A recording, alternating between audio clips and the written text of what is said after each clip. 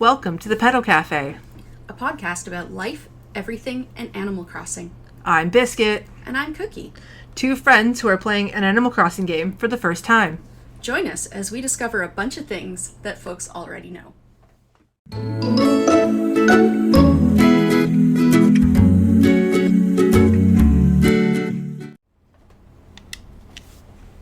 Well, howdy, Biscuit. Thanks for coming over. No problem, Cookie. It was a very short plane ride here. Did you take Dodo Airlines? I did take Dodo Airlines. Those. Okay, it took me actually longer than I'd like to admit to understand why they said just ask what a dodo would do. For me to be like, oh, they would take a plane.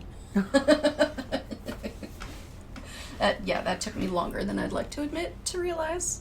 Or that Orville and Wilbur are the Wright brothers? Oh yeah, I still don't know that.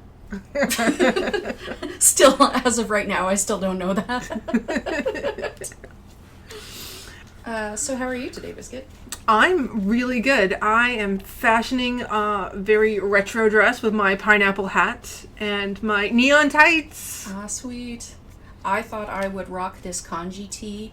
Do you know what this says by any chance? Because I don't. I think I have the same t-shirt and I do not remember what it says. My Japanese is super rusty. I took one semester of Japanese in high school, and that was all. That was, full disclosure, a long time ago. So I'm actually teaching myself Japanese, but it's more I'm in the phonetics right now versus the being able to read kanji, hiragana, or katakana. I remember I used to print out Japanese song lyrics in romaji. Oh. And then write with a pen underneath what the kanji and katakana and hiragana would have been for those romaji syllables. Oh, nice. It worked really well, actually. It didn't help me learn what it meant. But it gave me something to go on. That's awesome. So how are you today, Cookie? I'm pretty darn good, I have to say. Yeah. Yeah. I thought we could give our audience a little bit more knowledge about us by asking a couple of more personal, non-Animal Crossing questions. And what would you like to know about me? You know what I would like to know? I would really like to know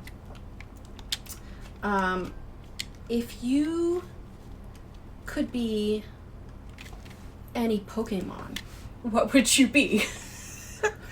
That is a very... What kind of Pokemon is Biscuit? That's what I want to know.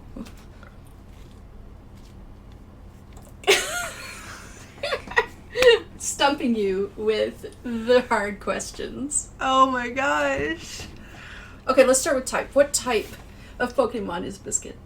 Biscuit is a grass Pokemon. Okay. Yeah, Biscuit is definitely a grass Pokemon. So is Biscuit a first generation or a second generation type of Pokemon? I think I would be a second generation Pokemon. And I think I would be an Ivysaur. An Ivysaur? Yeah. Is it Ivysaur? Yeah, Ivysaur is the second generation of Bulba. Uh-huh. Bulba, Ivy, and then Venus. Yes. Yeah. I like it. Yeah. I like it. Ivysaur. Yeah. I can see it. Yeah. Yeah, makes sense to me. Right? Okay, so Cookie would be... I don't even know what type of Pokemon it is, but I really think Togepi best describes... Psychic? Or Psychic Normal, I think. Togepi is a Psychic Normal. That's what I think. I think I am a Togepi. That's the kind of Pokemon I am. Alright. Yep. So there you have it, folks. Now you know something you didn't know before about your hosts. What are we talking about this week? This week we have a few things we're talking about. Some changes on our islands. Oh, yeah. And custom designs. Oh, yes. Because in an earlier episode, we went through the custom design kiosk. And I mentioned that I wanted to showcase a designer. Yeah. I found one. And they've been kind enough to happily cooperate with this process. So we're going to bring you a feature. Yay! Awesome. Let's get to it. All right.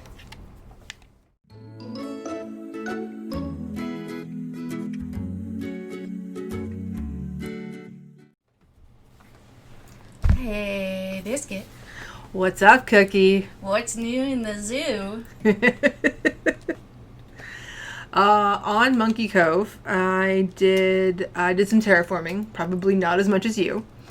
I moved my museum and my Able Sisters, and I'm working on what I'm calling a moonlight garden. Ooh, that sounds delightful. Yeah. Is that also inspired by Wolfie from Honeywood? It is also inspired by Wolfie from Honeywood. Amazing. Yes, I really appreciate this creator so much. If you're watching us on YouTube, you'll notice that we've got a bit of a different background. We're actually sitting outside of Cookie's house. I like Cookie's house. You did a good job on that one. Oh, thank you. I also had a change in villager. Oh, so did I, but go first. Okay.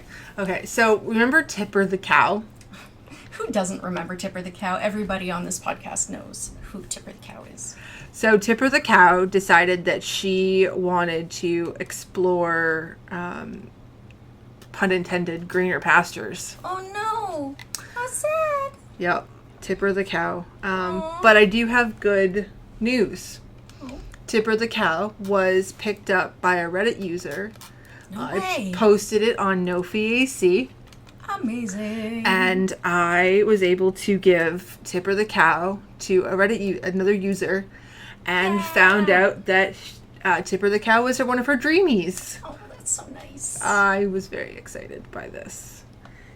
So, and then, as sad as I was to see Tipper go, on my first Nook Mile ticket island, Right. I found Meringue. Meringue is a rhinoceros that also looks like a strawberry shortcake. Okay, so we've mentioned Meringue before, but now you actually have her on your island? I do, and she says shortcake. Oh, that is amazing. I think I really enjoy. I think I might have to get an island. I think I might have to make an island of villagers that are all two things. I think that might be my dreamy set. So as much as I love Octavian, I might have to replace him with Zucker. Nice. Being that Zucker is a takoyaki as well as an octopus. Yes. Delightful. So you said you had a change in villagers. I did. Do you mind if I take you on a quick tour? Oh no, please take me on a tour. Okay, let's take a tour. I'm ready when you are. I have 2 new folks for you. 2? Yeah, the first one is Egbert, and he's home. Yay. So Egbert was a camper. He showed up at random at my campsite. And Okay. I thought, you're awfully cute. He's Aww. a yellow chicken. Aww. And he's a lazy boy. And I thought he was just adorable in his little sweater. So now he's telling me about how his extra long sofa fits his butt perfectly. And that's why I love Egbert as a villager. Aww. He kind of reminds me of Foghorn Leghorn a little bit. A little bit with his coloring, but he looks like he's a worrier. He has these really sad eyebrows, and it was really endearing. That is very cute. So the day after Egbert moves in, Flo the penguin, who was my sisterly character, tells me that she's thinking of moving away. Oh no. Yeah. So I went and I adopted a Nook Miles villager. I wonder where he is. His name is Jacques. I'm just going to take a quick look around for him. Oh, here's my bottle. Hey, let's go through one of my little new secret passages. Ooh. I've been hard at work here on Cookieland, terraforming up the wazoo. I like your paths. Oh, thank you. That's a custom design that I adopted from the internets. Oh, nope, not finding Jacques. Just over there. Okay, it took us a little bit to find him, but here is Jacques. Oh, let's try. Here he is. He's got this awesome coloring where he's blue with like lime green accents. Oh, I like his little... Is that a hat? That is a hat. It's a toque, yeah. Oh, that's so cute. He's adorable. He is, and he's a smug little guy. He kind of looks like an oddly colored blue jay. Yeah.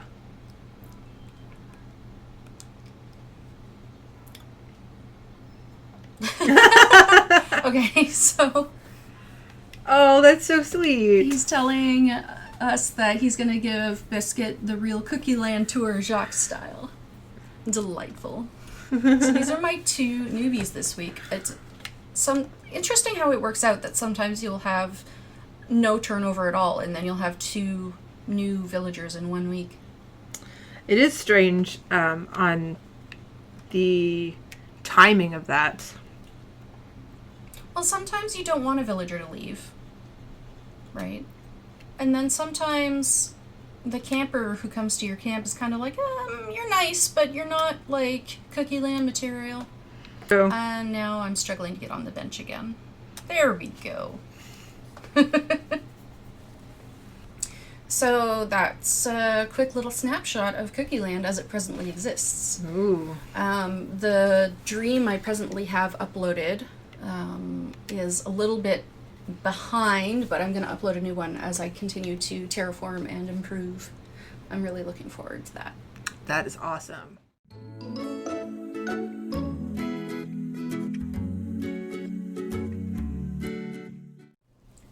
So we've come over to my stargazing area here on Cookieland to show you a few of the custom designs that I have found on the interwebs. Ooh, they're pretty fancy. You might notice a color theme happening here. So this kitty cat pillow that I'm just sitting on is one of my favorite designs that I've found on the interwebs, and you'll find it on several things on my island, as well as this simple pink striped blanket pattern, also on the pillow, is actually separate from the blanket sides. So those are just a few of the designs that I've sought out and downloaded pre-custom design portal upgrade.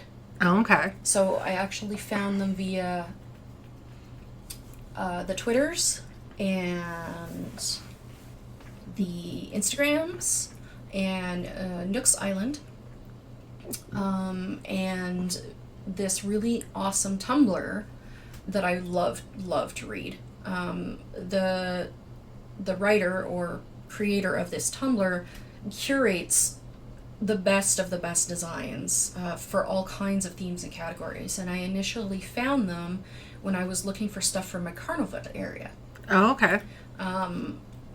Now, they take designs that are not necessarily in English language characters. Like, they scour the internet to find the best things, and I absolutely thrilled to share this resource because, like I said, I just keep going back. It's so great. So all this stuff was pre-design portal upgrade, so you had to search these things out, like, the hard way. The hard way, and like screenshot the page you were on, so that, or take a photo of it so you actually remembered the designer name, and you wouldn't have to like scour the internet later on. Yeah, also because probably there are more designs than you liked than you could possibly save in your limited custom design folder. So you say limited. Okay, it is limited. It's limited to 50 designs. Per Sort of. resident? Per island. Oh. On each tab. Sad face. It'd be great if it was per resident. I think I would have a bunch of residents if that was the case. Sadly, no. You only have 50 for the whole island. I imagine it has something to do with the amount of rendering that the game is doing, but I would like it to just be a little more, And maybe then a little more than that. You know, And then you think that anyone is ever going to be satisfied with the number of design slots that Nintendo provides? oh, absolutely not. Yeah. Yeah. Okay, so you said per tab. What do you mean by per tab? Okay, so you have your custom design pattern library that you build yourself, and that's for things that you're applying to, like you see here, the ground, or pillows, or customizable items like simple panels. Okay. Right, but then you also have this new thing called the ProDesigner tab, in which you have clothing items. Okay. So you actually also get 50 of those. Oh. So, So surprise. you have 100 design slots, but and they're separated between two categories. Yes. Okay. So now I've seen people get around the 50 design slots. There's like I guess it's kind of like a cheat where they use pixel art that maybe isn't usually used for a specific thing to represent something else. Such as? So I have a food court that I'm working on. Right. And one of my stalls is soup and dumplings. Okay. So I went and I was looking for like a dumpling kind of design for the stall, and I ended up finding a ProDesign, which is used for clothing, in dumpling. Okay. So all I have to do is I showcase or display the dumpling hat, and I turn it around, and it looks like just a giant dumpling. That is amazing. So I actually have the design on me. Oh, are you going to put on the dumpling hat? I'm going to put the dumpling hat on and show Yeah. you. So right now I'm switching from my pineapple hat to my dumpling hat. Oh, I forgot my pockets are full. I was bug catching earlier. Let's just release a locust. Bye, Mr. Locust. Enjoy your life. Oops, that's not what I wanted to do. Alright, so now I'm wearing the dumpling hat. It is a dumpling hat. And then if I turn around, like you would showcase it on there. Right. Why don't you sit on a pillow? I will sit on a pillow. There we go. Oh, amazing. Isn't that neat? So it'll look like, once it's on the mannequin and turned around, it looks like it's just a dumpling. Yep, it looks like just a dumpling. That's great. Yep. So I could theoretically do that with something like this strawberry shortcake hat. Boom. Oh, wow. That's a cool hat. Isn't it great? It also matches your outfit. So if I turn around, that's not what I wanted to do. Stop, Cookie. She talks to herself in the third person when she's annoying. So yeah, once it's placed, it looks like a cake on a plate. Oh, that's amazing. So yeah, kind of a genius solution to some of the limitations. And to be fair, a lot of the things about this game are what you do within the limitations that you're given. And and the creativity level is through the roof. I've seen sushi. I've seen ramen. I've seen, tempura. I think I've seen a burrito. That is cool. that I would love to see a taco. I think that'd be one of the best ones ever. So the only thing that makes me a little sad is the fact that the portal is inside the Able Sisters. Oh, right. You only have until 9 p.m. And if you're busy or working that shift, right? Like, you may not get to use that portal if you're terraforming late at night. You'd have to change the time on your Switch, which then gets into time travel. A slight, not really a solution, but an option is if there's a particular design you're looking for and you know who made it and they have a dream uploaded, you could go visit their dream and get it there. That is true. Is that more trouble than it's worth? I don't know. Yeah. But I like to go dream hopping late at night anyway, so if I found something I liked, I would just pick it up. Yeah. Interesting, in the design kiosks in the dreams, you can favorite. You don't have to necessarily download things. Oh, really? Yeah. I didn't know that. I'm island hopping. You are island hopping. Parkour! There's a lot of parkour happening on Cookieland these days. That's because there's so many dang islands. Yeah, little islands within islands. Yeah. So one of the other things is that, okay, you only have 50 design slots for things that are applied to the ground. Mm-hmm. There are some beautiful, beautiful paths that people have come up with, but they take up a lot of design slots. You need to prioritize what you're going to prioritize on your island, right?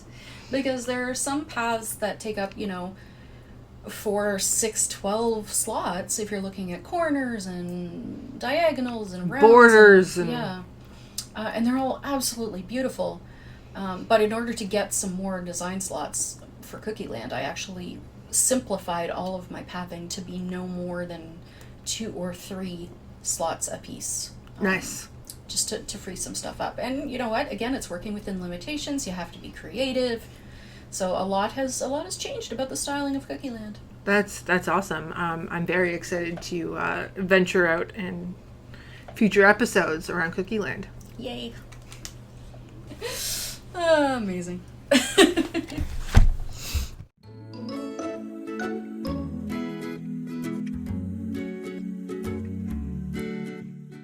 So, Cookie, Yeah, Biscuit. talking about custom designs, do you remember a couple episodes back when I suggested that we might want to feature a custom design artist? Oh, yeah, and I thought that was a fantastic idea. So I found one that I really, really enjoy their work. And I'm very excited to show it to you today. In fact, we're wearing it right now. We are. So we are wearing 2 different of the designs that they had made.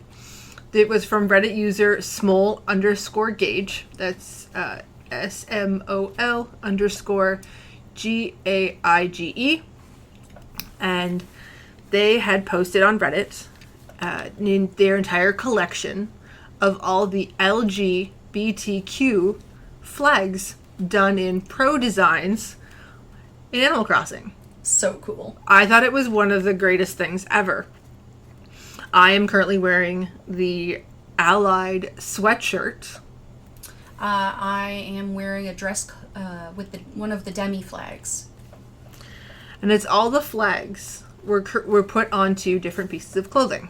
So great. So we reached out to smol_gauge on Reddit, asking a few questions that we'd like to share with you guys.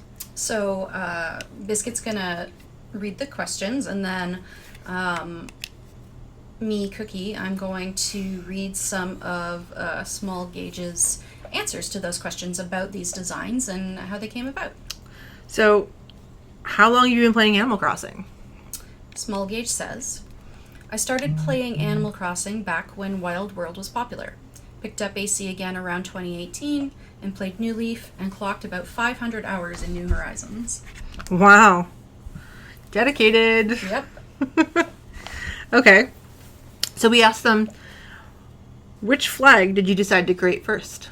smol_gauge says, I created the polyamorous flag first for my boyfriend and I. Hadn't seen much polyamory support in the AC community, and I wanted to make something for people like us. That's really cool. Yeah. Why did you decide to create all the LGBTQ flags? smol_gauge says, I started with just lesbian, gay, bi, trans, pan, non-binary, and poly, and then just said, screw it, make them all. Everyone deserves to be happy with who they are and be validated as well. I agree. Have you created pixel art before? smol_gauge says, I have never created pixel art, but I have made perler bead art before. I tested out a few ideas for each flag before settling on the stripes. Nice. What would you like our listeners to know about you? smol_gauge says, hi everyone, my name is Kofi. I'm a bisexual non-binary that uses they, them pronouns. I am also polyamorous and have an amazing boyfriend who I've been with for 5 years. Where can our listeners find any other work that you've done? My work is on my AC island called Foxgrove. My name on the island is different, just a heads up, it's actually Gauge. Not that different. Not that different. They give their creator code and dream address as well. We'll post that on the island below. Yep. The island. The video below. We'll post it in the description box below. They also say... we asked what handles... What are your handles on the social medias? They say, I'm a very private person, but you can find me on TikTok for some queer content. And we'll link that below too. Definitely. Small Gauge also says, thank you for taking an interest in my clothing line. If you don't see a flag that represents you, feel free to DM me on Reddit at Small Gauge, and I'll definitely add it.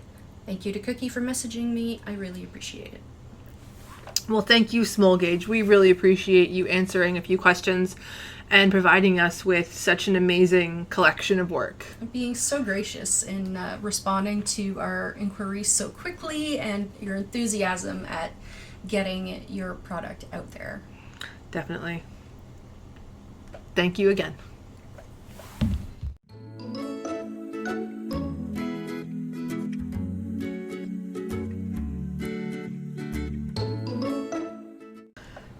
So, Cookie. Yeah, Biscuit. I thought I might mention a few follow-ups from earlier episodes where we've gotten some feedback or some answers to our burning questions. I think that's a good idea. Great. Let's go with that. So, for a couple of things, our helpful listeners pointed out to us that the reason that the squid has 3 different possible responses when you catch it is because the developers are the same folks who made Splatoon. I didn't realize that. Yeah, me neither. So that was new to me. A lot of things are new to us. Yeah, it just keeps happening. All right. That was from the episode Hey Fashionista. Oh, it was. Yep. In Dreamy Starters and Everything, one of our listeners commented that they were able to get all of their dream villagers with less than 5 Nook Mile tickets. Oh my goodness. Yeah. Which is amazing. I didn't think that actually happened. No, that's really, really each. Yeah, so within less than 5 Nook Mile tickets. So they got Wow. Marina, Zucker, Flora, Anka, Tiffany, and Molly. My goodness, that's really cool. Yeah. Yeah, within less than 5 Nook Mile tickets each. Pretty impressive. I think that's definitely very impressive. Was there anything else you learned this week, the past week? I learned that while we are still recording in August and the fireworks shows are still happening until the end of this month, but I learned that unfortunately if you upload a dream during the fireworks show, they won't show up in the dream. So that was a bit of a sadness. That is a sadness. Especially if you do all those custom design fireworks. I know. It's a kind of a shame. That is very much a shame. Kind of get it, because you don't know how long that's going to be uploaded for. Oh, true. I mean, it's only for the month of August, right? Yeah. So that makes sense. Yeah. So, I learned that you can customize some of Gulliver's items. I saw this in this really cool infographic that shows you all of the items that you can get from Gulliver that you can customize. So, similar to Mom's handmade items that you sometimes get in the mail, I think that's monthly. I think it's the beginning of the month. Oh, I think so. Some of Gulliver's items, if you're not super thrilled about the color he gave you, you can change it to something else. That's nifty. Because I got a black Lucky Cat, and I was like, you know what? That doesn't match my bathroom. I'm going to change it to a white Lucky Cat. Now, you can't customize it with custom designs. Yeah. But you can select the version of it that you most liked. Nice. So I'm going to change my pagoda.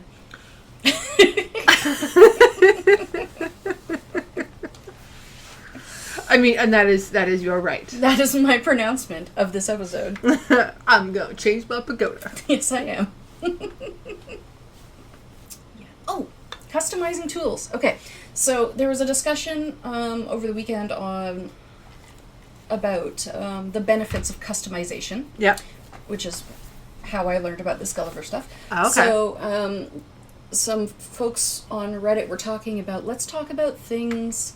They were talking about, let's talk about things. There was a discussion about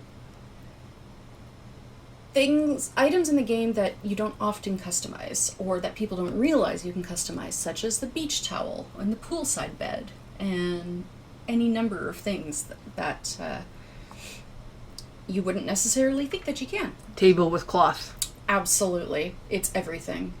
Absolutely everything.